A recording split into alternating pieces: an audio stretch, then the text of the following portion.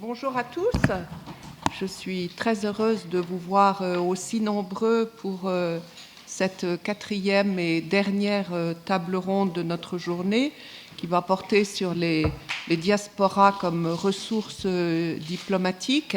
Merci aux organisateurs d'avoir organisé ce colloque d'une part et d'autre part cette table ronde qui va être très riche, vous allez le voir.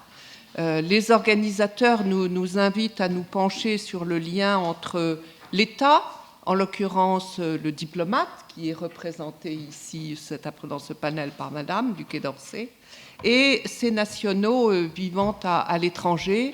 C'est une problématique très riche que nous n'épuiserons certainement pas, d'autant que ces populations, les populations concernées, sont dans certains cas numériquement extrêmement importantes. Alors, les organisateurs ont retenu le terme de diaspora pour évoquer ces derniers, ce qui n'était pas a priori évident, et donc ça c'est une première question. Nous verrons si ce terme est retenu dans les autres cas que nous évoquerons. L'État, aujourd'hui le diplomate, a une responsabilité à l'égard de ses citoyens nationaux vivant à l'étranger. Il a d'abord un devoir de protection, il est chargé de les protéger, ça c'est une mission traditionnelle, et de les aider à ne pas renoncer à leur lien avec le territoire d'origine. Est-ce que ça signifie que le diplomate est à leur service ? C'est une question que nous poserons. Il peut aussi être chargé d'en faire d'utiles vecteurs à la relation bilatérale. Est-ce que cela signifie qu'il cherche à les intégrer dans une action d'influence ? Si c'est le cas, comment et par quelle voie agit-il, avec quels résultats ? Cela nous conduit et nous conduira à nous demander si les diasporas sont des ponts entre les deux États d'origine et de résidence. Les diasporas sont-elles une ressource, comme l'indique le titre du panel, diplomatique, mais en fait pas seulement diplomatique, politique, économique ou autre.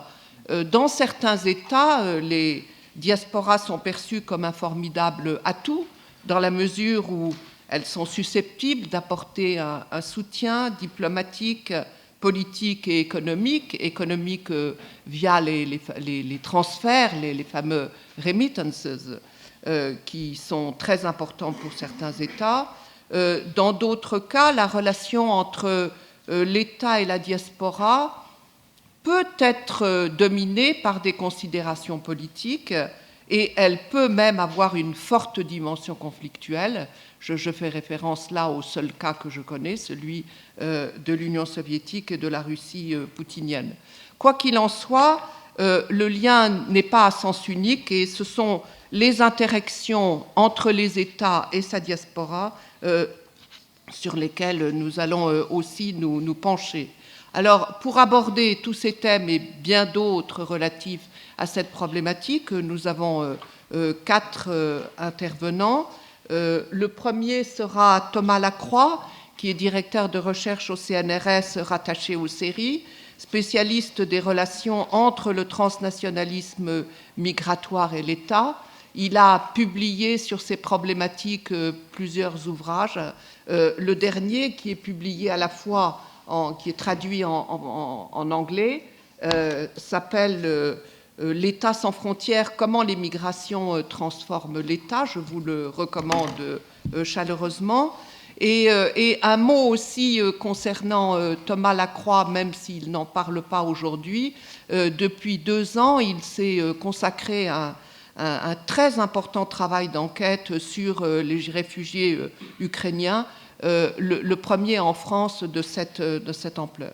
Dans son intervention, qu'il a intitulée « Des politiques diasporiques à la diplomatie migratoire », il s'interrogera sur les liens entre les politiques diasporiques dans le monde et l'émergence d'une diplomatie migratoire. Nous écouterons ensuite Adèle Diop, qui remplace, et je l'en remercie énormément, au pied levé, Emmanuel Blattman qui a été empêché. Adèle Diop est conseillère au Quai d'Orsay sur les diasporas africaines. C'est un poste en fait qui est nouveau au Quai d'Orsay puisqu'il a été créé il y a 2 ans, c'est dire l'importance accordée à cette problématique. Et donc Adèle Diop interviendra sur la stratégie diasporique africaine du Quai d'Orsay. Nous écouterons ensuite Kira Udju, je prononce bien, correspondante de The Economist à New Delhi, après avoir été, entre autres, fellow à la London School of Economics, qui est une spécialiste notamment de l'Union européenne et de l'Inde, qui a, entre autres, publié en 2023 un livre intitulé Cosmopolitan Elites, Indian Diplomats and the Social Hierarchy of Global Order, qui a été qualifié de must-read book pour comprendre le rapport au monde de l'Inde. Et donc, elle nous parlera des ou de la diaspora indienne. Et nous terminerons par Christian Lequesne, que beaucoup dans cette salle connaissent, que la plupart d'entre vous. Christian Lequesne a eu de nombreuses responsabilités, à la fois dans le domaine de la recherche et de l'enseignement en France, notamment à Sciences Po, mais aussi à l'étranger, à Prague, à Londres, à la LSI, au Collège d'Europe de Bruges. Il en a eu, il en a toujours.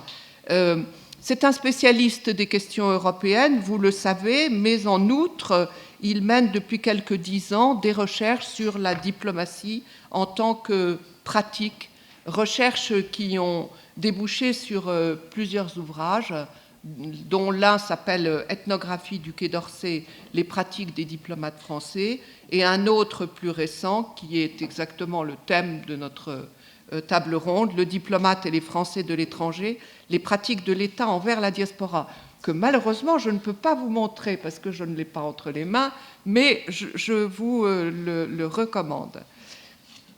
Voilà, donc je passe tout de suite la parole à Thomas en lui demandant, comme aux autres intervenants, de parler 8 à 10 minutes de façon à ce que nous ayons après un large temps pour les questions-réponses. Merci Anne. Alors je vais prendre... Est-ce que je peux me permettre de faire une transition sans que ça soit pris sur ma 8 à 10 minutes? Bon, il se trouve que je suis l'un des 2 géographes de Sciences Po, et comme tout géographe, en fait, je ne peux pas me passer d'illustrations, de cartes, de PowerPoint, d'où cette transition un petit peu périlleuse que voici. Voilà, vous le voyez sur vos écrans latéraux. Non? Vous ne voyez rien du tout? Ah, bon. Bon, écoutez, je ferai peut-être sans, mais... Peut-être la source du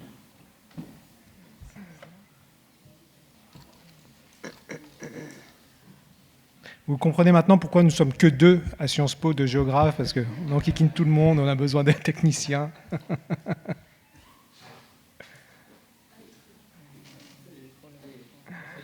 Ça y est? Voilà, merci beaucoup. Merci. Voilà, alors très rapidement, je vais vous présenter cette... Ah oui, ça je peux faire... Voilà. C'est bon, ça vous va?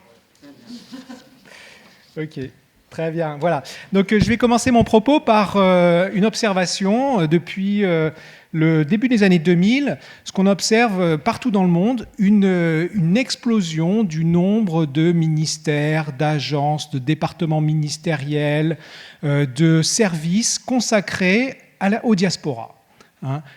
C'est quelque chose qui est un phénomène assez nouveau et qui est largement lié en fait, à cet intérêt du lien entre diaspora et développement, en particulier dans les pays du Sud. Et d'ailleurs, certains s'amusent à comparer cette courbe de l'augmentation des services consacrés aux diaspora avec la courbe de l'explosion du volume des transferts monétaires, des transferts financiers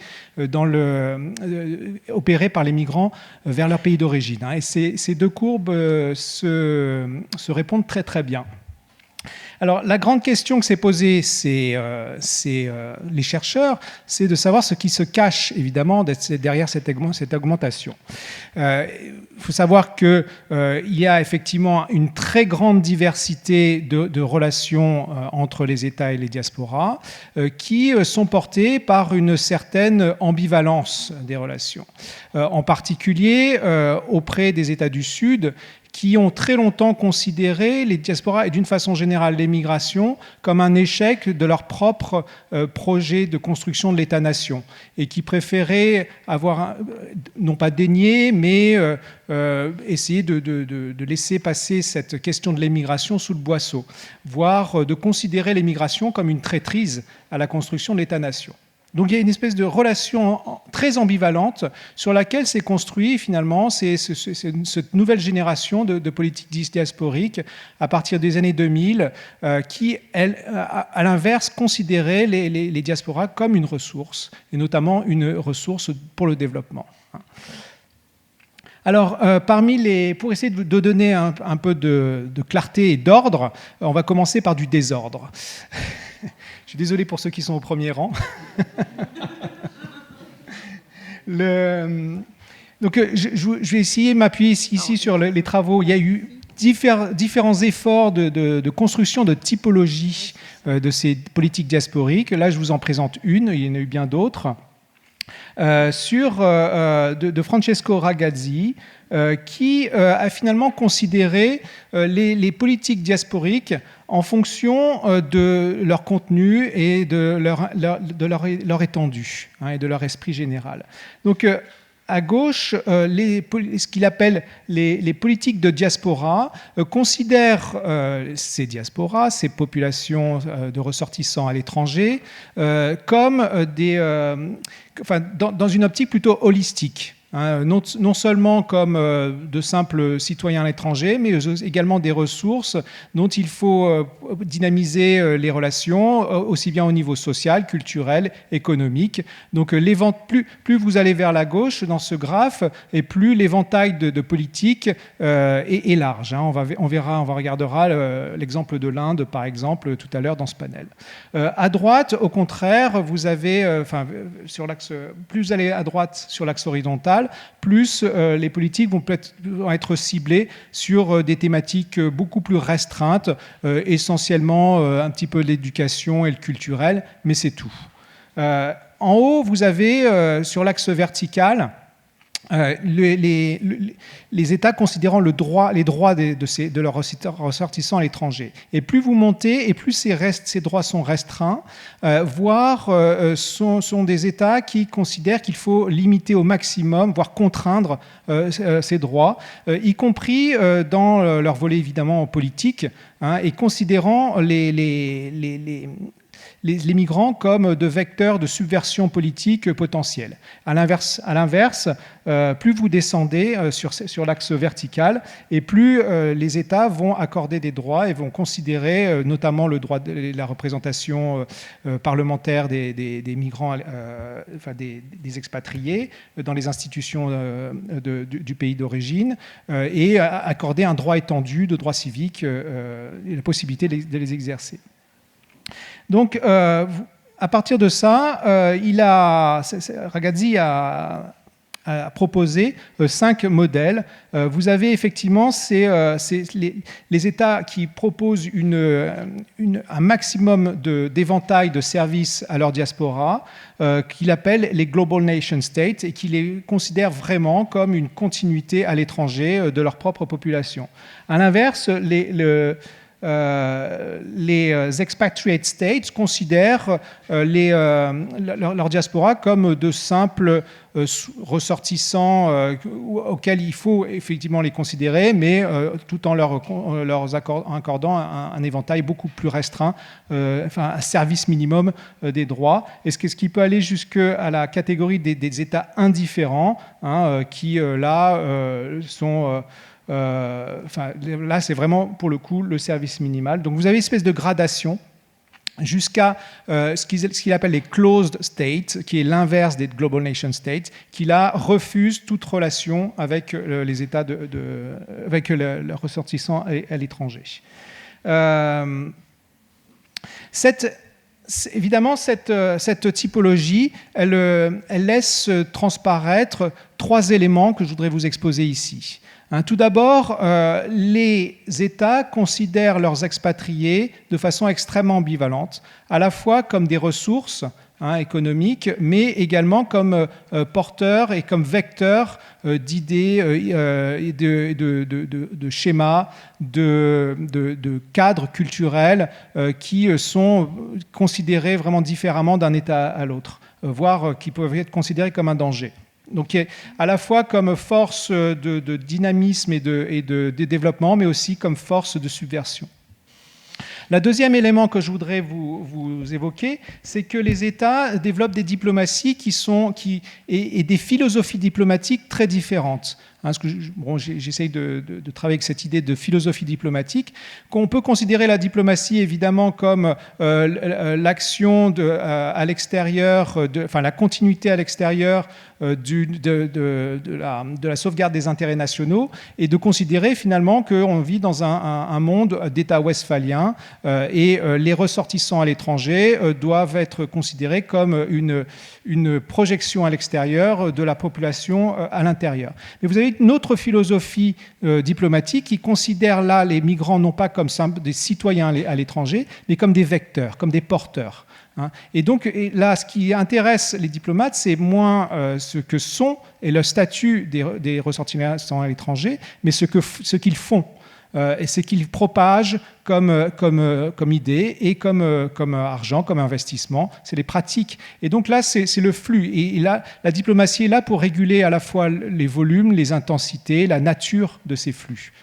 Donc derrière ces 2 idées de l'État qui se font jour, l'État westphalien d'une part, et l'État transnational, celui qui est chargé de réguler les flux qui le traversent d'autre part. Le troisième élément que je voudrais mettre à jour, Anne, tu me diras sur le temps, parce que j'ai perdu mon chronomètre. Oui, ça ne va pas faire beaucoup de minutes. 3 minutes ? Encore 3 minutes ? Non, en tout, définitivement pas plus.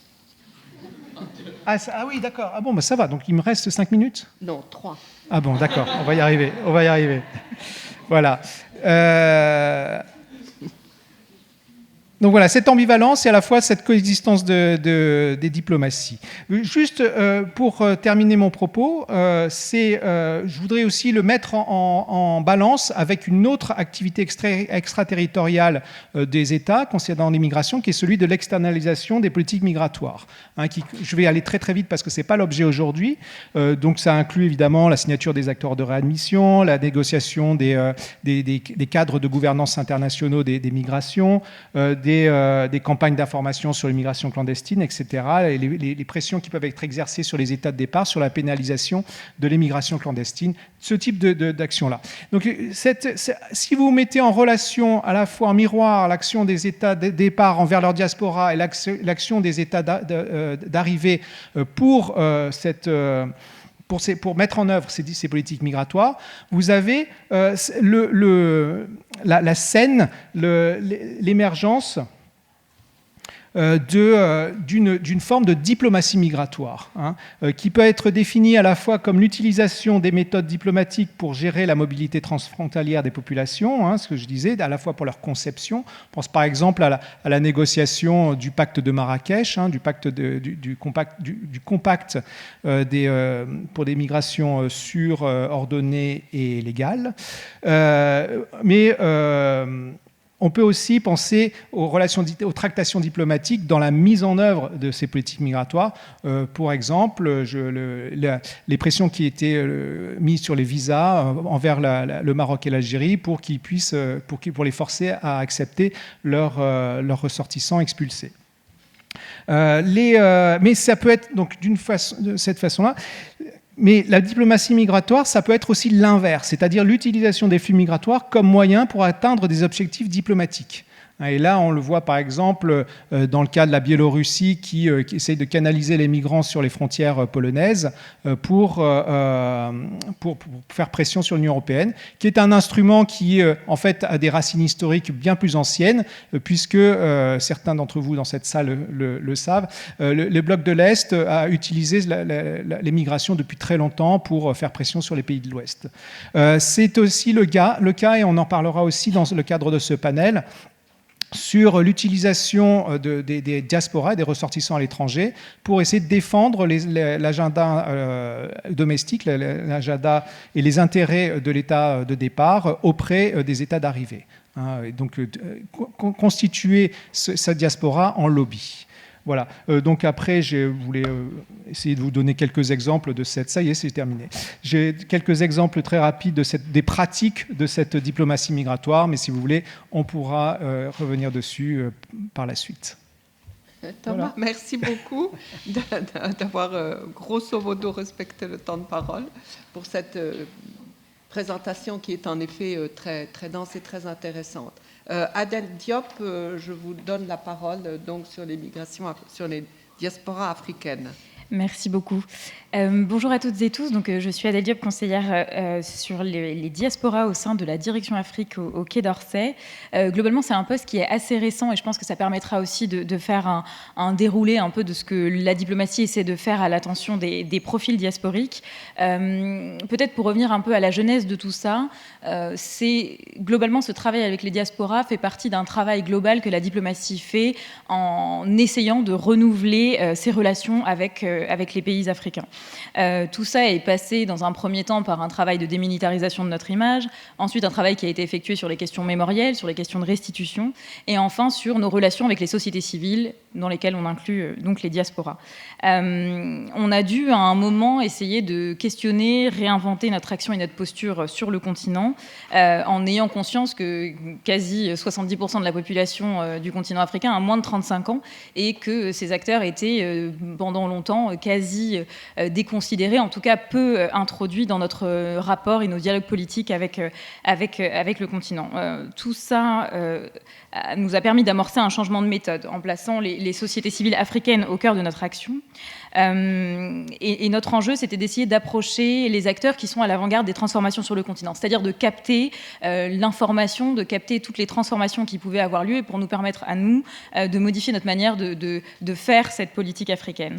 Il y a eu deuxièmement le discours du président de la République du 27 février 2023, dans lequel il indiquait que 7 millions de Français étaient indirectement liés au continent africain. Et donc, il indiquait dans ce discours-là que c'était une chance. Et c'est à partir de là qu'on a demandé, donc, il y a eu tout ce travail fait au sein du Quai d'Orsay, de mise en place d'un plan d'action diaspora.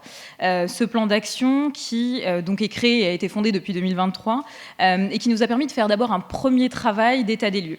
Le premier constat, c'était celui que les acteurs dits diasporiques avaient une méconnaissance de la réalité de notre action, que l'on avait en tant que diplomate un traitement insuffisant, voire quasi inexistant des médias africains ou médias dits diasporiques présents en France, et que nous avions également un sujet de rééquilibrage du niveau de dialogue politique. C'est-à-dire que des acteurs qui, présents en France, ayant des origines sur le continent, pouvaient avoir un niveau de dialogue politique très élevé dans un pays d'origine ou pays choisi, et que ces acteurs n'étaient pas forcément traités ni considérés par notre diplomatie française. Donc c'est tout un travail de rééquilibrage que l'on a dû faire.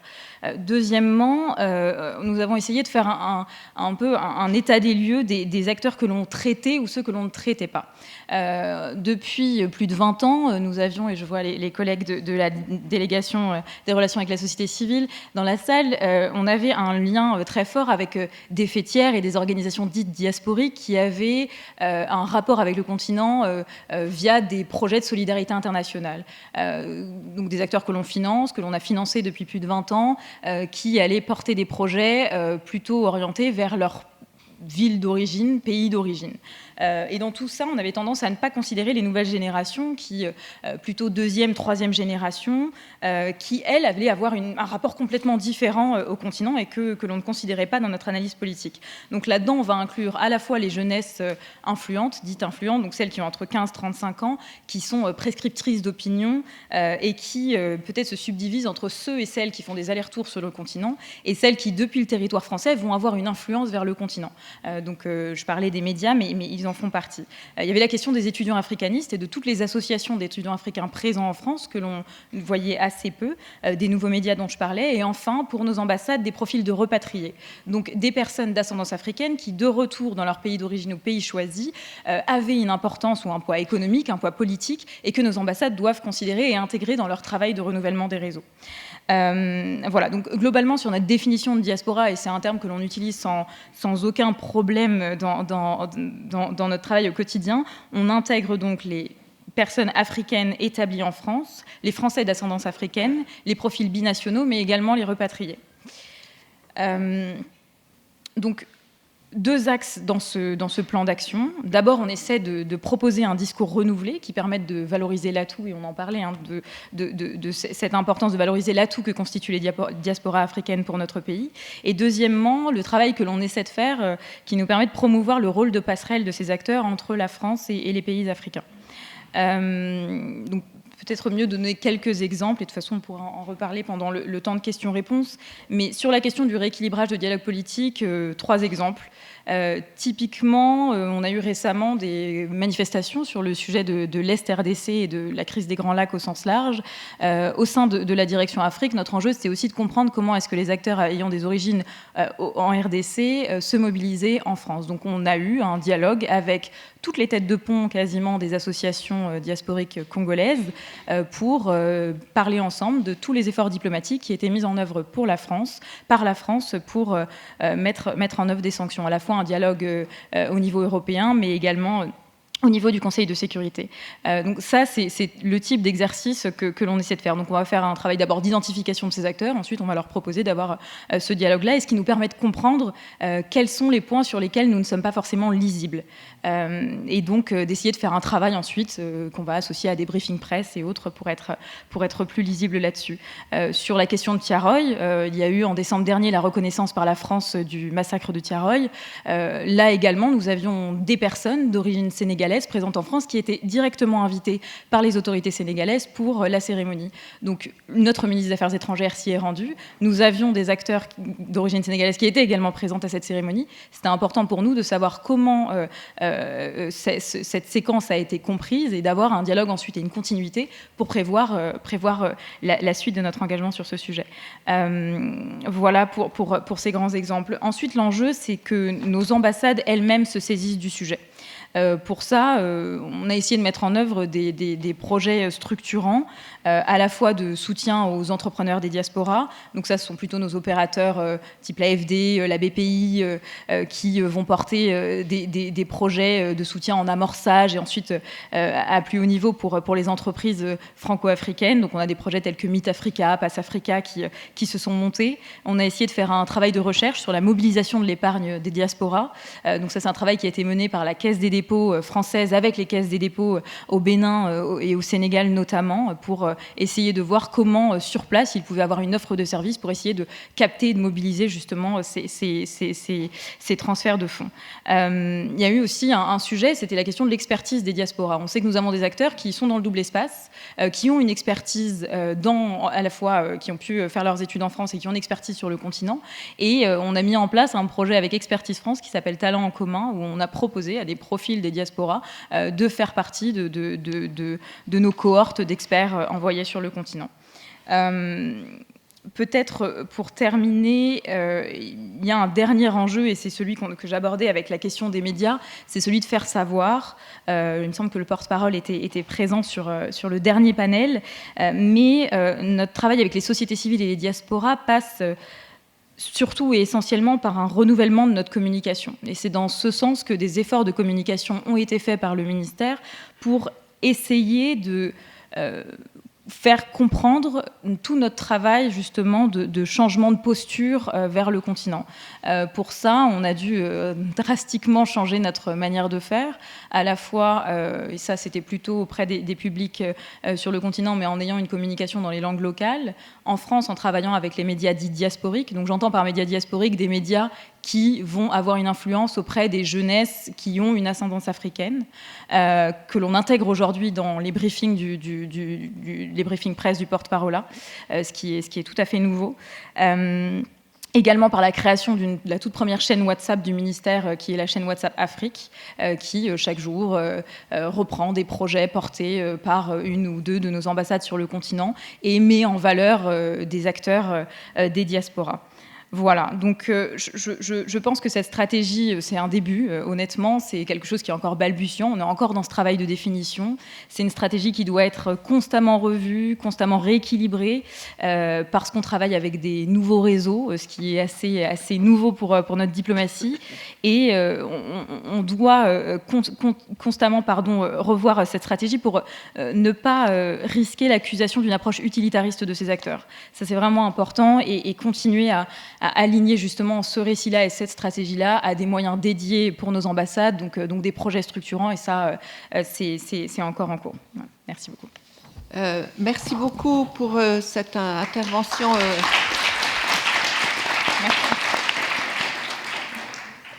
Très intéressante en fait sur l'historique de la démarche du Quai d'Orsay, de cette stratégie diasporique, et vous nous avez expliqué très clairement en fait les raisons qui ont conduit le ministère à mettre en place cette stratégie. On a tout de suite beaucoup de questions à vous poser, comme on en avait d'ailleurs pour Thomas, mais bon, ça on fera ça dans un deuxième temps. Christian, c'est maintenant à toi pour évoquer ce sujet que tu connais si bien et qui est au cœur de ton livre. Merci beaucoup, Anne. I think I'm going to speak English to balance the language in this panel. Yes, as you said in introduction, Anne, I devoted some years studying the relations between French diplomacy and what I call French diaspora, so the French living abroad. And it's not obvious, because if you look at official document, we will never use the word diaspora to qualify the French living abroad. One of my very good friends, who is an ambassador in a European countries, when I published my book, said, "How could you use diaspora for the French living abroad?" No, it's not possible. We use it for, the representative of communities living in France. Yes, that's okay, but not for the French living abroad. Well, and if you take a definition of diaspora, which is now the broader definition of diaspora, the 2.5 or 3 million French living abroad can be considered as a diaspora. They perfectly enter in the definition, and I assume it in the book.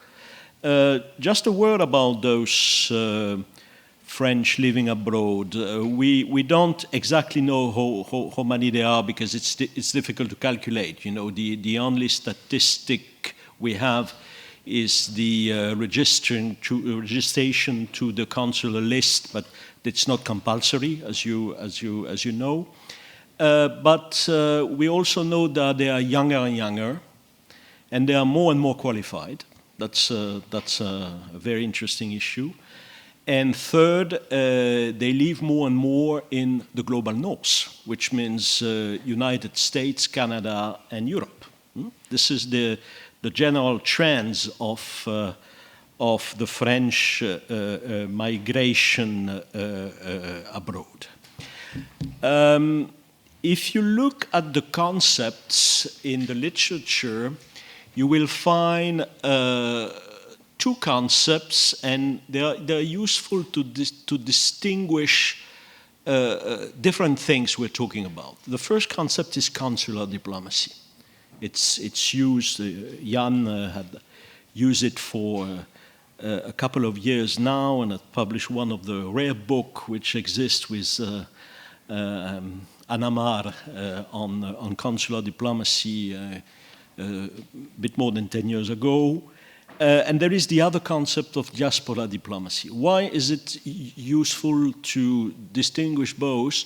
Because if you use consular diplomacy, you can really qualify the traditional activity of protecting, the duty of care, okay? Which is recognized by international law, the Vienna Convention of 1963. Diaspora diplomacy is useful to qualify another phenomenon. This is the use by the states of the diaspora in the perspective of doing diplomacy, which is not exactly the same thing. And if you take the French case, the French tradition was very much built around consular diplomacy. Consular diplomacy means protecting the communities living abroad and making sure that the community living abroad, as much as possible, it's not exactly 100%, but as much as possible, the same rights than the French living in France. And there are reasons for that, I think. The first reason is probably historical. It has to do with the colonial legacy. When you look at the colonial history, we try to consider the French, not the native population, but the French living in the colony as equivalent of the French living in France. Second, the French conception of citizenship, which is a universal conception of citizenship, right? You don't have groups, you don't recognize communities in the French conception of citizenship. So you cannot recognize really a group officially living abroad. No, if you are French, right? And full stop. And third, it's the tradition of the strong state. Strong state, as it is used by the sociologists Badi and Birnbaum in the book on the sociology of the state, a state which is organizing rationally, or which has the pretension to organize socially the society, and this means also a strong state, a welfare state dimension. And this is the particularity of the French consular diplomacy. You can get social assistance if you live abroad. You can get scholarship for your children if they study in the French schools. Well, why not? But what is interesting is that it's totally disconnected from paying taxes. And this is very interesting because I was just looking at the history of citizenship. Since the 18th century, the history of citizenship has been very much linked to the payment of tax. In this case, it's disconnected. You can pay your tax abroad and get a scholarship for your children. You can pay the tax abroad and get social assistance for yourself or for your family. So it goes very, very, very far. And when we're talking about scholarships, it's 115 million euro per year. 115 million euro per year. So it's not a small amount of money. And I think most of the job of the diplomat is concentrated in making sure that it works. Okay? And if you look at the representative, because in the French system, it's not just in France. You have it also in Portugal. You have it in Romania, in other countries, Italy as well. But in France, it's particularly important. You have representative of the French living abroad. You have representative of the communities, and you have political representatives at the Senate and at the National Assembly. And it's very interesting because I went through the debate. What are they discussing? So I went to the Journal Officiel and tried to see the debate about the issues. And most of the issues were about defending the system of welfare state abroad for the French living abroad, making sure that you don't reduce the welfare.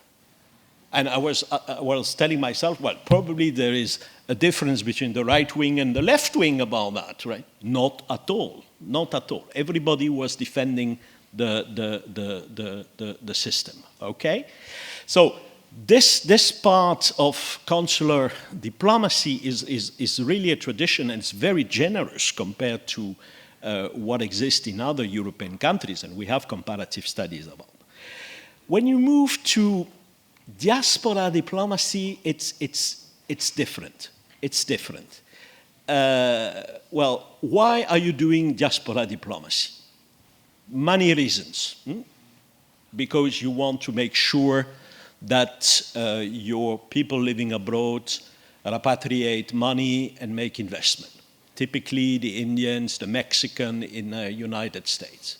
Second, you want that they vote for you in national elections, because you have more and more countries where it's allowed to vote in the election of your country of origin. If you take President Iohannis in Romania, he was elected twice because of the votes of the Romanians living abroad, the 3.5 million Romanians living abroad. Third, identity, trying to defend your identity. 80% of the Turks living in Austria vote for AKP and for Erdogan. 80%, 80%. And finally, you want to use them for, well, trying to develop some bilateral diplomacy, especially soft power. This is where France would like to go, I think. I see the tendency, trying to use more and more the people who are in success stories, because a lot of people who have success stories in business, etc., and try to make sure that they help what we call in France diplomatie d'influence, which is the equivalent of public diplomacy in other countries. And we see that there is a development around that. There is a development. I quote in my book the building of the new lycée Winston Churchill in London. Well, why was it possible? It's because French living in the city, etc., decided to put some money in a charity fund, and it helps to build a new school in London. But it's not obvious for the French system, because if you go to this direction of transforming the diaspora into private ambassadors, of course, there is a contradiction with a strong state somewhere, you know? And there is the idea that maybe it will go against a principle which is very important. It's the principle of general interest. And it's interesting because when you look at the roadmap for diplomacy of influence, which was presented by Minister Le Drian in 2023, how to develop the diplomatie d'influence, well, you have a number of ideas, but nothing about les Français de l'étranger. So very, very, very interesting. Which thing that somewhere we have the debate that this is where to go, where we would like to go, but on the other way, it's sometimes difficult because of the tradition of the state. And I just finished saying that if you want to understand that as a scholar, you cannot just stay with international relation theories. You have to invest literature on the sociology of state. It's linked to the particularity, to the historical trajectory of the states, right? And I'm suffering, to tell you the truth, writing an article currently on why is international theory not, enough to analyze this diaspora diplomacy phenomenon. And one of my problem is how do I articulate what I read coming from IR and from diplomatic studies with what I read coming from the sociology of the state, right? But I think we have to do both. I would like also to finish saying that there is a critique about that. There is a very interesting article by Rebecca Adler-Nielsen and one of her colleagues, Alexander Tsinoy, it was you who published it, Jan, in the Hague Journal of Diplomacy. And they go back to Foucault's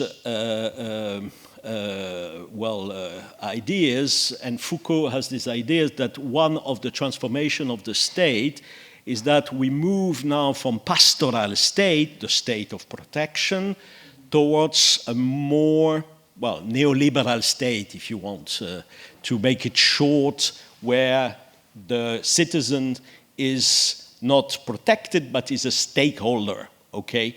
And probably, if you look at the shift between consular diplomacy and diaspora diplomacy, there is something linked to that. But in France, it's more difficult than in other countries to assume it, because France never really assumed totally the neoliberal norms. Does not mean that there were no attempts to introduce some neoliberal norms in the functioning of the state, but not as it is the case in other countries. And this is why in this kind of literature, we never use the French case. We never use the French case, okay? Because it's a counterexample to a certain extent. So this is what I wanted to tell you about this research, and I hope I didn't speak too long. Thank you, Anne.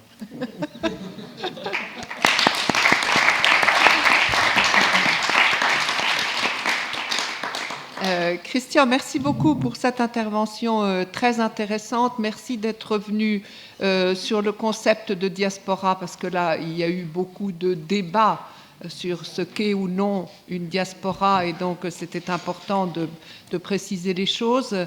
Merci aussi de nous avoir expliqué ce qu'était une diplomatie diasporique et de nous montrer en fait les différents objectifs, les différentes raisons d'être de cette diplomatie.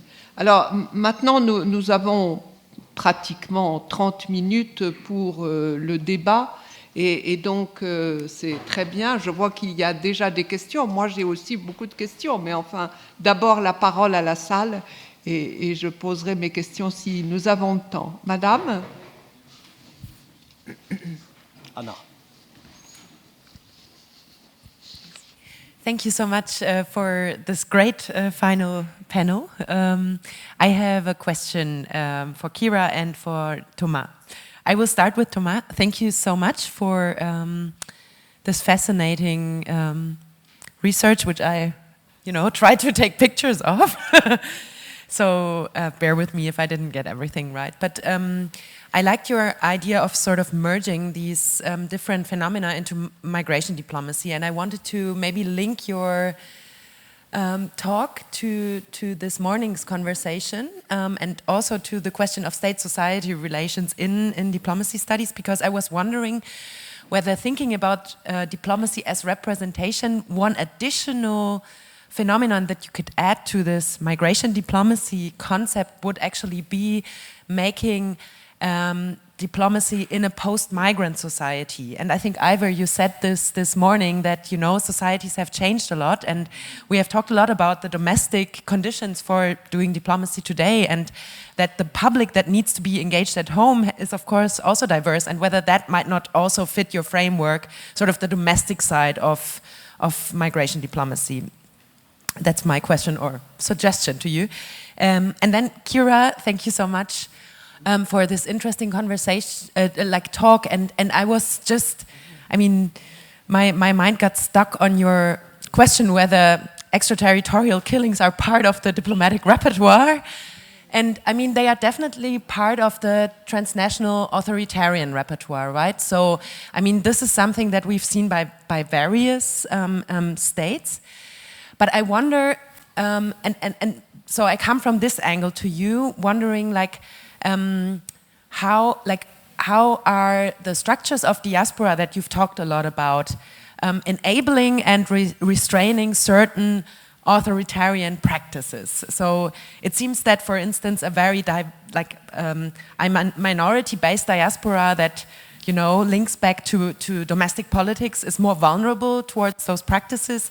But then you could also see that a very diverse diaspora that is up against an ethno-nationalist regime might also rally around other parts of the diaspora. So are there also resources to go up against these transnational authoritarian practices? Merci de cette question. Je vais prendre de monsieur une deuxième question. Vous en avez posé 2, ça en fait donc 3 en tout. Monsieur? Voilà, et après on passera la parole aux intervenants. Non, monsieur ici, madame. Madame. Thank you very much. Indeed, a wildly interesting panel that gets us easily to the end of the day feeling fresh and inspired. Thank you so much. I was interested to listen to the wonderful presentation by Kira and thought, well, it's actually, could you say more generally, give examples of how the system that states have to help citizens abroad to do actually the opposite, and it's sometimes referred to as the dark side of consular diplomacy. There are more examples of that. Levying diaspora tax is what some authoritarian African countries do with their diaspora in Europe. We know how Erdogan, Turkey's leader, has mobilized the diaspora in the context of his desired re-election. So I just wondered whether there's more you want to comment on this, and whether you think that makes sense to talk about the dark side of diaspora diplomacy. Then, secondly, and over to Christian. As you know, I'm interested in the curious figure of the honorary consul. And I also wonder, looking in the direction of Didier, whether and his colleagues, whether the honorary consul is actually a figure who is incorporated in the diplomatic academy, in the Académie diplomatique et consulaire. Does that also mean including honorary consul? What is the strange thing that is going on is that the honorary consul is apparently enormously appreciated if you look at the numbers that are not employed because they're non-remunerated, they're not trained, so they're in the periphery of the periphery of the diplomatic service. At the same time, on the interface of the public and the private sphere. And it almost looks like that the honorary consul is also being deliberately forgotten. This morning, Ivor referred to the Sattau's guide on diplomatic practice. When you look at consecutive editions, you see that the honorary consul has been written out of the guide, whilst apparently the honorary consul is very much appreciated for numerous reasons. So I was wondering what you have come across in your research. Is there a community of practice? Is there something like the equivalent of a corps consulaire among honorary consuls? We know that France, like the Netherlands, and some other countries, Belgium in between, have hundreds of honorary consuls. Belgium has even many more honorary consuls than regular consuls. So some countries get into situations where the honorary consul is performing diplomatic tasks without being proper diplomats. Anyway, what did you find in your research? Thank you. Merci beaucoup, merci beaucoup. Donc je vais d'abord passer la parole à Thomas. Yeah, thank you very much for the question. Actually, it's more a question for my neighbor, because I think what she presented is an excellent form of this emergent form of post-migratory diplomacy, and considering the citizen not in the unitarian fashion. A French is a French, and period. No, a French can have also connections, desperate connections. What can make use of it? How can we make use of it? How can we integrate it in a more agenda, in the broader agenda. Maybe it started with the co-development policies in the late 90s, early 2000s, and these sets of policies that were making the most of these disparate connections of the immigrants in France, in Germany as well, a bit in Belgium, in order to set up development project in their sending area. So how to foster cooperation policy out of this multiplicity of belongings. So yeah, there is a avenue, but as I said, it's really it's a big move away from the Unitarian conception of the citizen. So from a philosophical perspective, there is a giant step to be done before establishing this type of diplomacy. Yeah. Yes, about Jan's question on honorary consuls. I have observed that in my research, and France has a bit more than 500 honorary consuls. I think the figure I have in mind is 501 or something like this. I don't think they would consider themselves as member of the consular corps. Typically, they are respected people inside the community. We will say in French, des notables, right? They are people who are respected also for their moral stand. What is interesting is that when you speak to professional diplomats about them, they will tell you they are very useful. They are very useful because, first of all, they know their people. And most of them are not in the place where you have the general consulate. They are in small places around the country. So they know their people, right? This is a sentence that I heard many times. They could be extremely efficient when there is a crisis. I have in mind an example. It's the crisis in Ivory Coast 2004 when they have to evacuate everybody.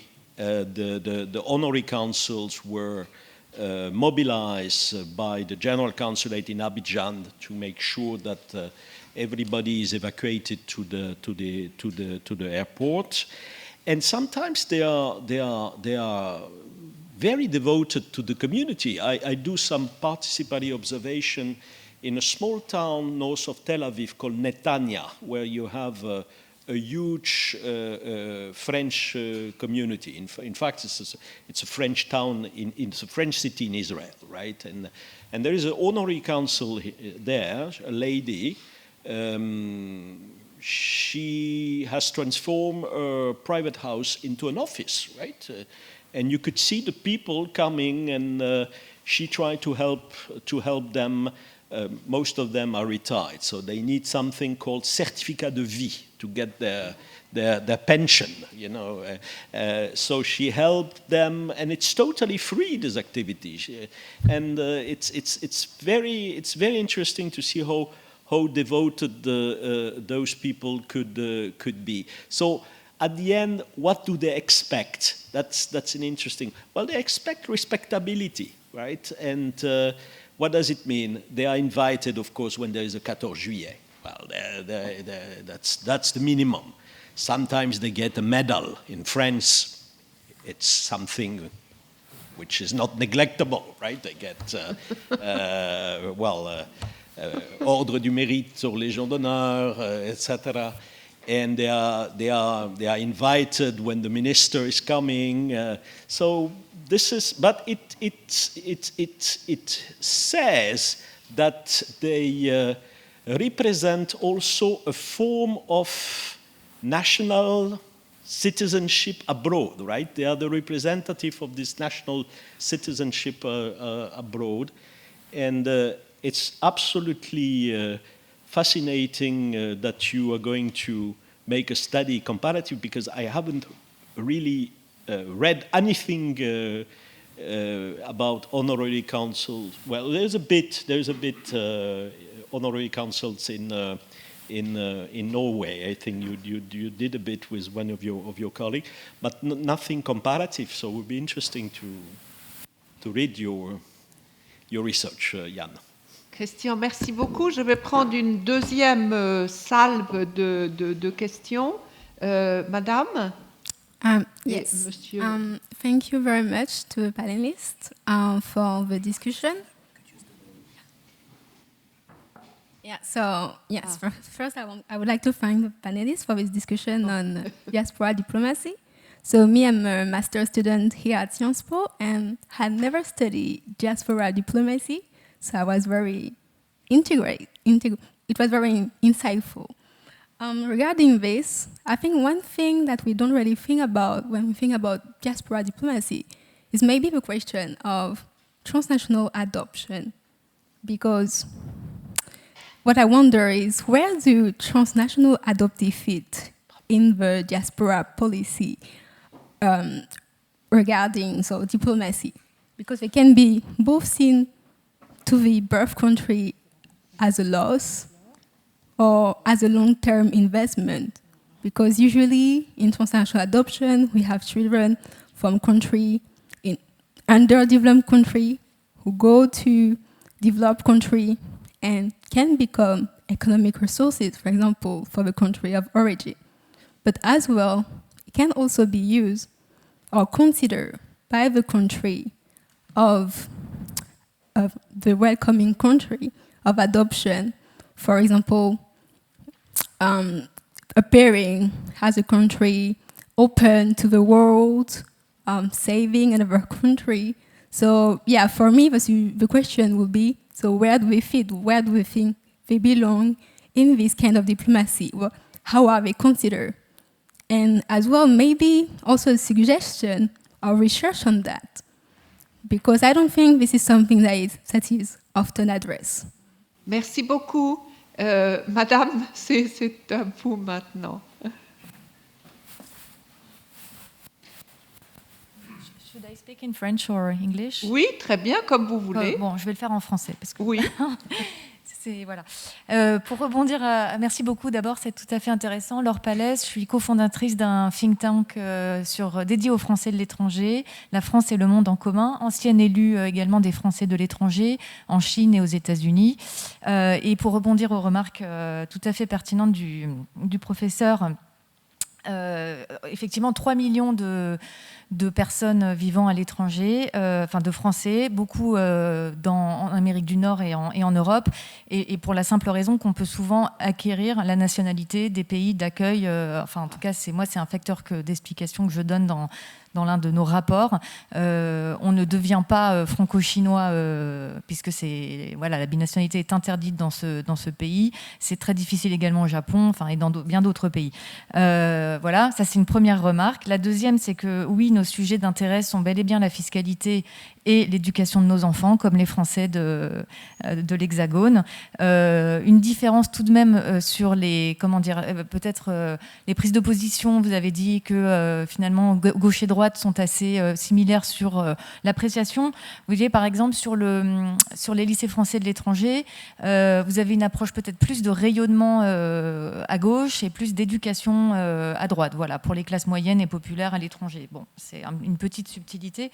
Une statistique intéressante, 80% des Français de l'étranger ne rentreront pas en France. Seul un Français sur 5 rentre, et souvent parce qu'il a acquis la binationalité ou qu'il s'est installé et que voilà.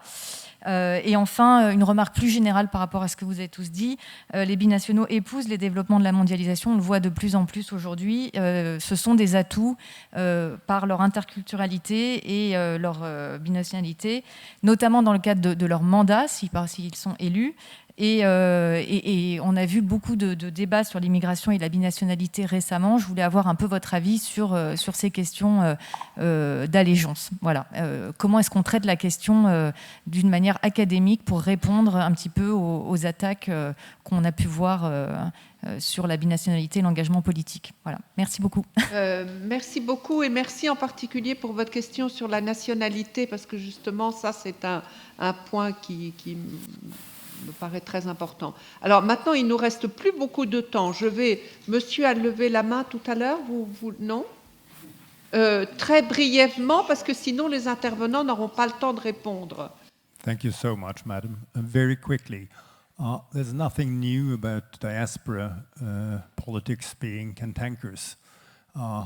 We have the Russian Revolution being spurred on from abroad. We have the Iranian Revolution being spurred on from abroad. I think Christian, I don't know who do you think? Someone should do an edited volume on comparative diaspora politics, starting with the diasporas themselves. And one interesting case study for the next 4 years will be the American diaspora in Canada. I have a feeling that they might play an important political role. And with the rising of diaspora politics, I think this is a topic that is low-hanging fruit for us and where we should actually get into action. Thank you. Alors, la dernière question, monsieur, et après on donne monsieur ici. Je suis désolée de ne pas pouvoir donner... Merci. Je vais essayer de faire très court. D'abord, j'ai une interrogation effectivement sur l'intervention très intéressante de monsieur Lacroix. Peut-être que j'ai mal compris. J'ai vu la Chine classée comme closed state. J'ai quelques doutes. Alors, je précise que je suis diplomate et que j'ai passé 30 ans de ma vie en Afrique, enfin de ma carrière diplomatique en Afrique et dans l'océan Indien. Pour ce que j'en ai vécu, penser que la Chine, au moins pour sa diaspora africaine, enfin en Afrique, est un closed state, j'ai quelques doutes. Deuxième remarque sur l'Inde. Là aussi, il se trouve que j'ai travaillé, vécu, alors pas tellement en France métropolitaine, mais plutôt à La Réunion et en Guadeloupe. Et je peux dire que la conception ou la définition, vous êtes revenu plusieurs fois sur cette problématique des définitions de la diaspora. Une anecdote juste sur le sujet, quand j'ai assisté à la première installation du consulat général d'Inde à La Réunion, quand le premier consul général est arrivé auprès du préfet, il lui a dit « J'espère que mes compatriotes ne vous posent aucun problème ». Réponse du préfet « Il m'en pose d'autant moins que vous n'en avez aucun ». Sous-entendu, les Indiens, et je l'ai vécu aussi en Guadeloupe plus récemment, les Indiens ou l'Inde a tendance à considérer que tous les gens d'origine indienne font partie de sa diaspora. Et d'ailleurs, renoue le contact ou cherche à renouer le contact avec ces gens d'origine indienne par divers moyens, y compris en leur donnant des cartes de citoyens, entre guillemets, de seconde zone. Ce n'est pas un jugement de valeur, mais en créant ou en recréant ce lien. Dernière remarque sur la diaspora africaine, vis-à-vis de ma collègue Adèle Diop. Je ne remets pas du tout en question la pertinence de la politique qui est menée et de la stratégie. J'ai quand même quelques interrogations, quelques doutes, pour plusieurs raisons. D'abord parce que la diaspora africaine ou d'origine africaine, peu importe, là encore, question de définition, en France, n'est pas forcément, alors évidemment on a des contre-exemples, notamment ici, mais n'est pas forcément si bien intégrée que ça dans notre propre pays. Et donc j'ai quelques doutes sur le fait qu'elle soit en mesure ou en volontaire pour se mobiliser, pour accompagner quelque part notre diplomatie ou le renouveau de nos relations avec les pays africains. La deuxième raison, c'est qu'elle est aussi souvent mal vue, ça a été évoqué d'ailleurs, dans les pays d'origine. Je prends l'exemple du Cameroun avec les sardinards, mais enfin on pourrait multiplier les exemples. Et puis enfin, pour avoir là encore vécu en Afrique, pour ce qui concerne nos Français de l'étranger, ils ont souvent, ça vient d'être dit, la double nationalité. Alors dans certains cas, c'est évidemment un grand atout. Dans d'autres, c'est problématique. Je vais vous donner un seul exemple. Moi, j'étais ambassadeur au Burkina Faso il n'y a pas si longtemps. Monsieur, je suis... J'arrête. Pour les Burkinabés, franco-burkinabés, c'est compliqué de vivre ça. Merci beaucoup. Alors, pardon à tous ceux dont je ne peux pas prendre les questions, mais nous sommes limités par le temps. Je vais demander à chacun des intervenants de répondre assez brièvement aux questions qui ont été posées, en commençant par Thomas et en finissant par Christian. Oui, merci pour cette remarque. Effectivement, enfin, moi, je cite là un travail qui n'est pas le mien, mais mon point, c'était de montrer la diversité des formes de relations entre les États et leur diaspora. Pour ce qui concerne la Chine, c'est une typologie qui a été basée sur vraiment les droits formels. Or, la Chine, par exemple, n'accorde pas le droit de vote aux ressortissants à l'étranger pour les élections nationales. C'est un des exemples de cette absence de droit. Et inversement, par contre, les pressions qui sont mises sur les ressortissants chinois à l'étranger, on l'a évoqué tout à l'heure, sont assez fortes, notamment pour contraindre la parole dissidente sous diverses formes. Par exemple, la presse a mentionné l'existence de commissariats cachés dans les Chinatown en Europe ou en Amérique. Voilà pour la Chine. Merci beaucoup. Adèle ? Oui, merci beaucoup. Donc, je vais peut-être répondre d'abord à la première question sur les profils des personnes qui sont intégrées dans la définition de diaspora et comment est-ce qu'on le voit, en tout cas côté ministère des Affaires étrangères. Vous mentionniez la question des profils adoptés qui ne sont pas forcément, n'entrent pas dans un cadre ou sont dans un double espace qui n'est peut-être pas forcément identifié. Donc, nous, la définition qu'on va avoir de diaspora, elle a une valeur performative. Je me considère comme faisant partie de la diaspora, donc le ministère pourra avoir un intérêt pour ce profil-là.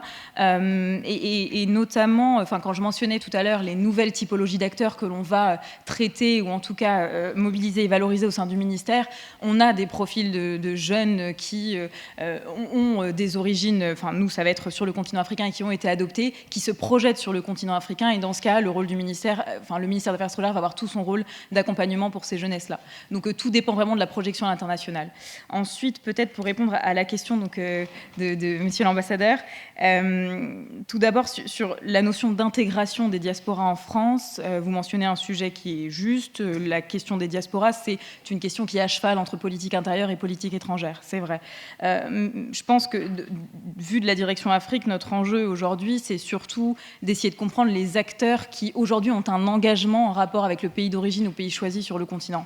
Et des acteurs qu'auparavant, nous ne traitions pas forcément et que nous ne valorisions pas. Et on en a énormément qui créent de la valeur économique, qui sont artistes, qui sont dans les jeunesses créatrices et que nous n'avions pas dans notre scope au sens large. Donc je pense que là-dessus, on a encore un gros travail à faire, à la fois à l'étranger, mais aussi sur le territoire. Et c'est d'ailleurs un événement qu'on organise la mercredi prochain à Marseille, auquel le ministre des Affaires étrangères sera, où on fait tout ce travail de territorialisation du plan d'action diaspora et où on va à la rencontre des jeunesses qui se projettent vers le continent et qui jusque-là le faisaient sans la puissance publique. Donc ça, c'est un gros enjeu pour nous et on essaie de le faire et on n'aborde pas justement ce sujet d'intégration parce qu'on va plutôt passer du côté de la valorisation et je pense que c'est important. Merci beaucoup. Christian, le dernier mot de ce panel. Oui, je vais essayer de répondre à Laure. D'abord, quand on est binational, et c'est vrai que beaucoup de Français de l'étranger le sont, une majorité, on a forcément une double allégeance, puisqu'on est à la fois à 100% français et 100% du citoyen du pays autre. Là où ça commence à poser problème, c'est lorsqu'on utilise une nationalité pour essayer d'aller contre les intérêts de l'autre nationalité. Voilà.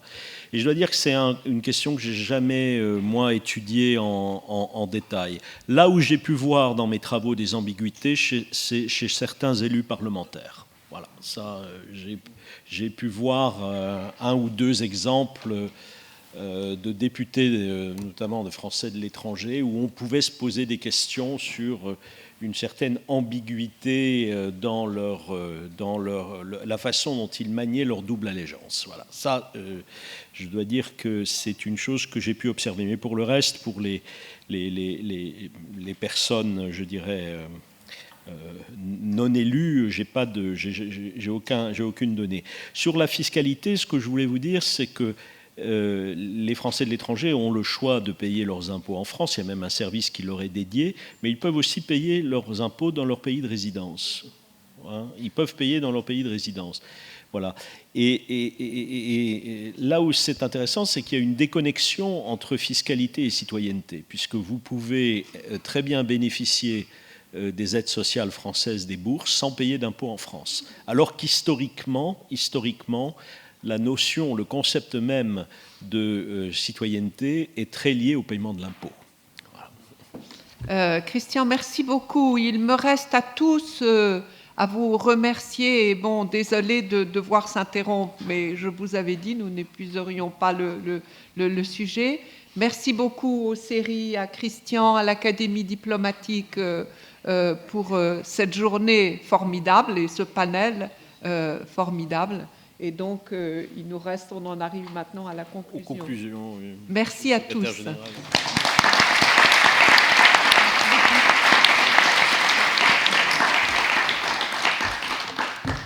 Voilà, nous prenons à toutes et tous un très grand merci à Tanguy et à l'ensemble des panélistes Merci aussi à vous d'avoir été si assidus alors que les tentations sont juste à portée de fenêtre. Je vous demande juste encore quelques minutes d'attention. On a la chance d'avoir pour clore notre journée de grand séminaire notre séminariste en chef, le secrétaire général adjoint du Quai d'Orsay, David Bertolotti, et qui nous dira quelques mots de conclusion. Et en tout cas, en mon nom propre et au nom de toute l'équipe de l'Académie diplomatique et consulaire, c'est Grégoire qui je vous remercie infiniment d'avoir participé activement à cette journée qui a été, de mon point de vue, extraordinairement riche et qui nous conforte dans l'idée qu'on va continuer à poursuivre ce dialogue avec vous, étudiants, enseignants, chercheurs. On en ressort réellement plus intelligent, enrichi avec beaucoup de pistes de travail. J'ai déjà quasiment programmé mes 3 prochaines années de déplacement en Corée, en Allemagne, au Royaume-Uni, en Norvège, au Danemark, sans doute aussi retrouver mes amis aux Pays-Bas. Bref, donc on a fait nos courses. David, tu as la parole. Merci beaucoup, monsieur le directeur, cher Didier, cher professeur, cher Christian Lequesne, chers intervenants. Effectivement, oui, je réalise que j'ai une tâche un petit peu ingrate de vous garder 5 à 10 minutes de plus dans cet amphi. Voilà. J'étais en train de faire le calcul, je pense que ça fait 26 ans que je n'ai pas remis les pieds ici. Ici. Au rez-de-chaussée, oui, mais ici, non. Donc voilà, laissez-moi profiter 5 minutes de me reconnecter à ma propre jeunesse. Je vois que les arbres montent toujours jusqu'ici par la fenêtre. On les regarde jamais parce que les cours sont toujours passionnants, mais c'est sympathique. En tout cas, moi j'ai grand plaisir à venir clôturer ce séminaire. Le premier de son genre, et je remercie l'Académie pour son organisation et le CERI Sciences Po de nous avoir suivis dans cette petite innovation et cette aventure. Plaisir aussi de retrouver les intervenants accueillis hier soir au Quai d'Orsay en prélude à cette journée. Donc si j'ai bien compris, vous avez démystifié le métier de diplomate. Complètement, ça, ouais, je faisais confiance à Didier là-dessus. Nous avons intéressé le citoyen à la diplomatie. Vous êtes désormais convaincu que tous les diplomates sont des experts du numérique. Et en plus, on s'intéresse aux diasporas comme jamais avant. Donc si avec ça vous ne nous rejoignez pas, le bureau de recrutement est à la sortie. Non, plus sérieusement, j'espère vraiment que ce séminaire vous aura convaincu que l'action internationale de la France est effectivement l'affaire de tous, et en tout cas de notre volonté de toujours mieux expliquer notre travail et d'être toujours plus ouvert sur la société civile, sur le monde de la recherche et sur le public étudiant.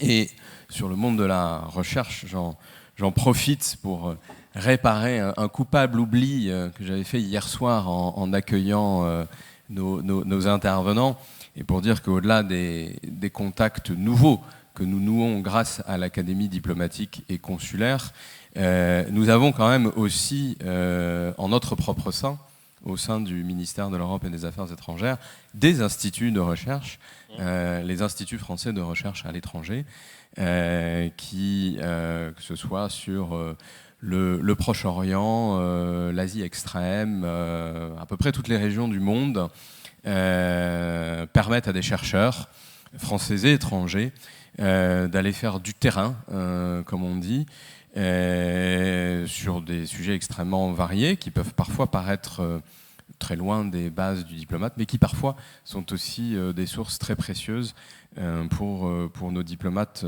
en poste. Je crois que le ministre, ce matin, si vous étiez là ce matin à l'ouverture, a beaucoup insisté aussi sur la nécessité de valoriser notre impact, l'impact de l'action diplomatique, dont il estime, et à juste titre certainement, qu'il n'est pas assez bien compris par nos compatriotes, et notamment nos compatriotes de France, sans doute les Français de l'étranger voient-ils mieux cet impact. Peut-être n'en sont-ils pas toujours satisfaits. Mais si, je crois, puisque les derniers indicateurs de cette année disent qu'ils sont à 90%, plus de 90% satisfaits des services consulaires.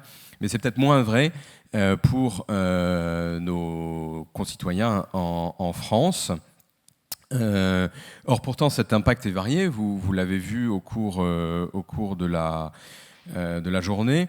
Et c'est tout ce que nous faisons pour la sécurité, pour l'activité économique, pour la vie quotidienne des Français, et donc pas seulement des Français installés à l'étranger.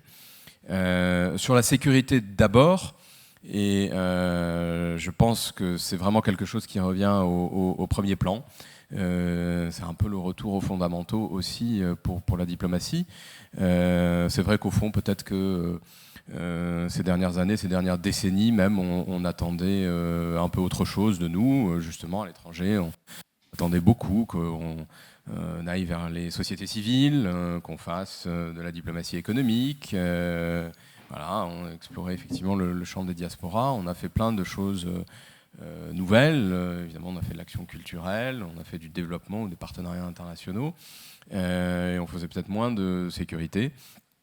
Or, ceci revient très clairement à l'avant-plan et on voit bien combien diplomatie et défense sont un peu les deux faces d'une même médaille. Et en tout cas, je pense que nous avons intérêt, nous-mêmes, à faire comprendre aux Français que leur sécurité est aussi l'affaire et la préoccupation de leurs diplomates. Ça n'éclipse pas, bien entendu, le besoin d'un développement durable et équilibré. Et ça reste un axe très fort de notre diplomatie. Et je pense d'ailleurs probablement même encore plus aujourd'hui qu'hier, dans un contexte où d'autres puissances, elles, abandonnent ces volets humanitaires et de développement. J'espère évidemment que ça n'est pas irréversible, mais le fait est que c'est aujourd'hui une donnée. Nous ne pouvons pas prétendre, c'est certain, remplacer complètement ce qui est en train de s'éteindre par ailleurs aujourd'hui, mais ça nous oblige, en tout cas encore plus, à être actifs sur ces sujets et surtout à porter, moi je le vois beaucoup dans les consultations bilatérales que je peut mener, soit en me déplaçant à l'étranger, soit en recevant des visiteurs étrangers à Paris. Il y a aujourd'hui une attente sur la position, alors pas seulement de la France, mais aussi de l'Europe sur ces sujets. Alors on allait dire, c'est encore un diplomate français, il va parler du désir de France, ils disent toujours la même chose. Mais je vous le dis parce que je l'entends, et je ne l'entends pas comme une pure politesse diplomatique de la part d'interlocuteurs qui cherchent à nous flatter. En tout cas, je ne le crois pas. Mais véritablement, dans ce moment d'incertitude aujourd'hui sur ce sujet-là, il y a une attente quant à la position de la France et des Européens en général, pour essayer de préserver quelques-uns des piliers de la maison qui s'écroule. J'ai parlé un tout petit peu de diplomatie économique, évidemment ça reste un axe pour nous, et dans les deux sens traditionnels de cette mission, que ce soit la promotion de nos entreprises à l'export, mais aussi, et probablement même de plus en plus, l'attractivité d'investissements étrangers sur le territoire. Nous aurons dans à peu près exactement un mois le grand événement Choose France. Vous savez, chaque année, ce rassemblement de grands patrons à Versailles autour du président de la République, de principaux membres du gouvernement, qui est un outil que pas mal d'autres pays nous envient d'ailleurs. Et voilà, là aussi, il faut savoir que c'est quand même aussi le ministère des Affaires étrangères et un de ses opérateurs, Business France, qui est à la manœuvre et qui permet directement ou indirectement de créer des emplois en France. Rappel, les investissements étrangers en France, plus de 2 millions d'emplois, presque 15% de l'emploi salarié en France. Et puis, bien sûr aussi, les idées, la langue, la culture, enfin tout ce qui est diplomatie culturelle. Et donc on voit bien, en balayant l'étendue de ce champ d'activité, que la diplomatie est l'affaire de tous, que nous sommes amenés à travailler avec de très nombreuses parties prenantes, et que donc aussi la diplomatie, les diplomates peuvent trouver un réel secours dans le regard des chercheurs sur leur activité, et pour les aider à embrasser toute la matière qui est la leur.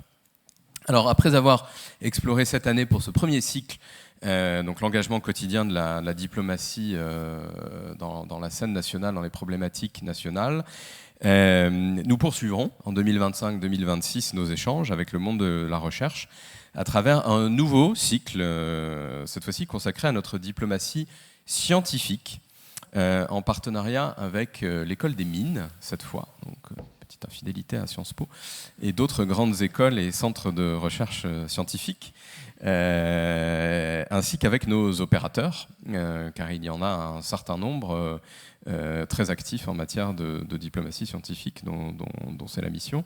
Et je remercie l'Académie diplomatique vraiment d'avoir saisi l'importance croissante de cette thématique.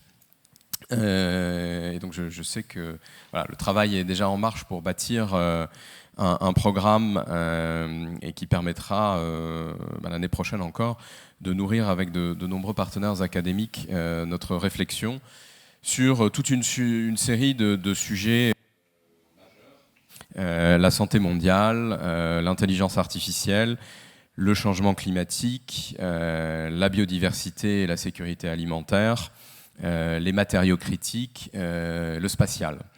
Voilà, et tout ça, quand on énumère ça, ou peut-être quand on le prend séparément, on se dit au fond, qu'est-ce que la diplomatie vient faire là-dedans ?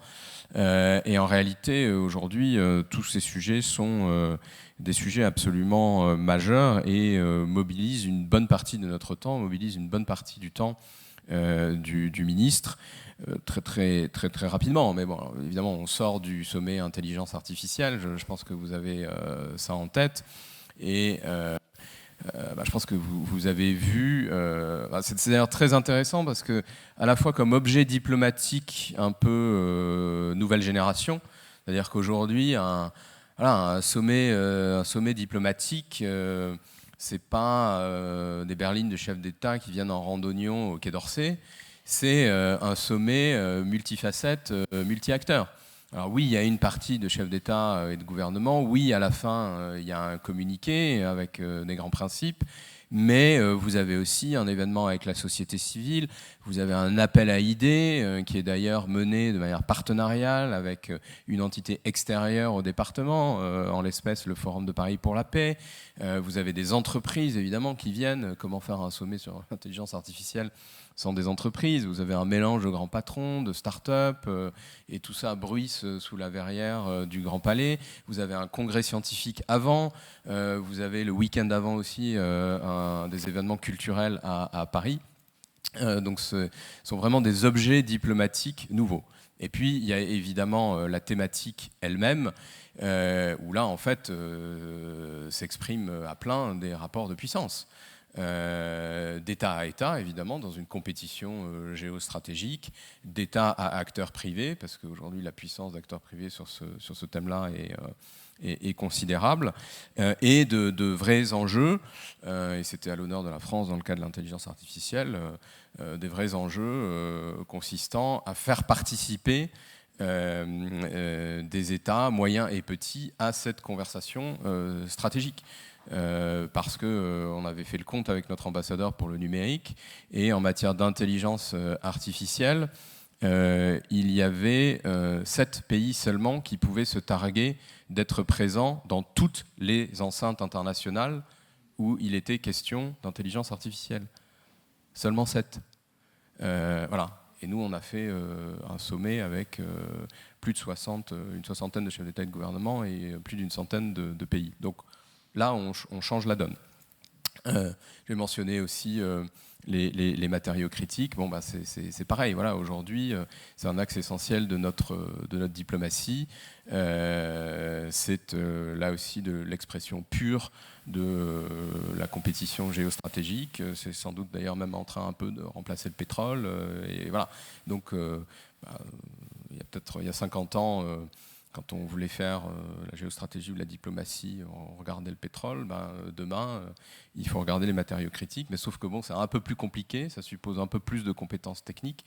Et donc, c'est important de mobiliser des compétences scientifiques et d'ingénierie là-dessus. Je pourrais dire la même chose sur le spatial, domaine que je connais bien pour y avoir travaillé. Donc voilà, un programme très excitant. L'année prochaine, j'espère peut-être retrouver certains d'entre vous dans ce futur grand séminaire et dans les petits avant cela. En tout cas, voilà, j'espère vous avoir convaincu que nous étions bien décidés à renouveler notre approche dans le dialogue avec le monde de la recherche. Et ayant dit cela, je passe la parole sans doute à Christian Lequesne pour le tout dernier mot. Merci beaucoup. Merci beaucoup.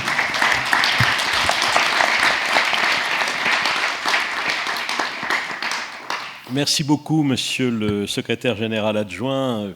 Je dois dire, en tant que chercheur, j'ai toujours pensé finalement que la bonne recherche, c'était celle qui refusait le cloisonnement des savoirs. J'ai toujours eu horreur du cloisonnement des savoirs. Et je trouve que nous avons parfaitement réussi aujourd'hui non pas à essayer de nous ressembler.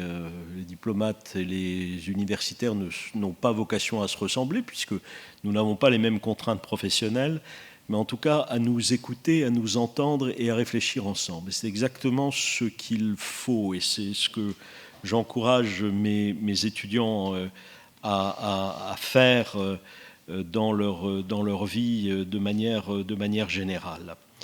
Alors, le thème que nous avions choisi ensemble, c'est vraiment un thème, je crois, qui aujourd'hui intéresse la recherche au premier chef, hein, cette question du rapport de la diplomatie avec la scène nationale. On a un livre qui va paraître bientôt, publié par Jan Melissen à Jong et puis une collègue aussi du Sri Lanka, hein, sur justement Engaging Home in Diplomacy. C'est vrai que quand on entendait le ministre ce matin, c'était assez clair, puisque le message c'était aider la France à réduire le CO2, à attirer des investissements, à avoir plus de performances économiques. Donc on est vraiment dans des tâches qui rejoignent complètement les priorités du domestique, à tel point d'ailleurs qu'un des diplomates présents a dit « mais nous ne serons plus des diplomates, nous serons des diplonates hein ». J'ai repris le terme. Et je pense que cette relation de la diplomatie à la société, elle a plusieurs dimensions. D'abord, la première, c'est que la diplomatie doit refléter la société dans sa composition. Hein, ça, on sent bien que c'est un élément qui tient à cœur aujourd'hui toutes les directions des ressources humaines des grandes diplomaties, parce que ça a des effets aussi sur la conduite de la politique étrangère. J'aime bien citer, on n'a pas beaucoup parlé du Brésil, on a des Brésiliens parmi nous, je vois des étudiants brésiliens, mais on n'a pas beaucoup parlé du cas de l'Itamaraty. L'Itamaraty a développé depuis quelques années une politique africaine très active, avec l'ouverture de nombreux ambassades en Afrique. Et ils se sont rendus compte quand même que le fait de ne pas avoir de diplomates afro-brésiliens ou d'origine afro-brésilienne, alors que la population est quand même très représentée parmi les afro-brésiliens, je veux dire, ça posait quand même un problème quand on voulait être actif en Afrique. Enfin, il y avait une contradiction, en quelque sorte, Et c'est un exemple que je trouve intéressant parce qu'on peut le généraliser. Et puis, il y a tout ce qu'on doit faire vers les sociétés civiles. Je ne veux pas revenir là-dessus, on l'a dit, avec ce formidable exemple des master plans en Corée. On a tous beaucoup apprécié l'exemple de la Corée et aussi ce qu'on a entendu sur l'Allemagne avec ces panels de citoyens qu'on réunit maintenant, que les ministres réunissent pour essayer d'expliquer la politique étrangère. Et la chose intéressante, moi j'ai appris de mes professeurs que, c'est peut-être pour ça que je me suis orienté vers l'étude de la politique étrangère, que la politique étrangère n'intéressait pas les opinions publiques. Je pense que c'est totalement faux. Je pense que on a la démonstration du contraire, justement, quand on a ce type d'exercice.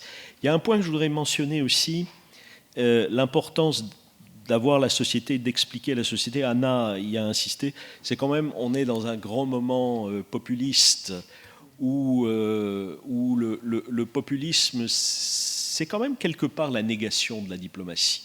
Parce que la diplomatie, c'est l'intermédiation, le populisme, c'est la désintermédiation. Voilà.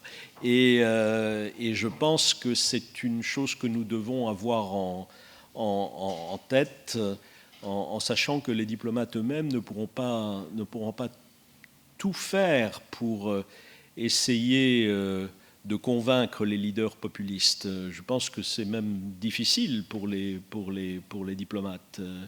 Je n'aimerais pas être un diplomate américain aujourd'hui. C'est une situation extrêmement compliquée. Voilà, on a aussi parlé beaucoup de la diplomatie numérique et de la définition des audiences. Et ça, c'était intéressant parce qu'on se rend compte que c'est très difficile de définir une audience cible. Et on voit bien qu'on est dans un moment dans les ministères où on pensait que les réseaux sociaux, ça allait permettre de communiquer tous azimuts et que ça allait être un instrument extrêmement efficace si on le maîtrisait bien sûr, professionnellement. Puis là, on se rend compte maintenant qu'on ne sait pas trop quel impact ça a. Donc, il faut qu'on aille vers des audiences spécialisées. Comment faire Et je trouve que ça, c'est intéressant parce que c'est vraiment la fabrique de la diplomatie, la question du numérique. Et puis, il y a eu notre débat sur les diasporas. Voilà.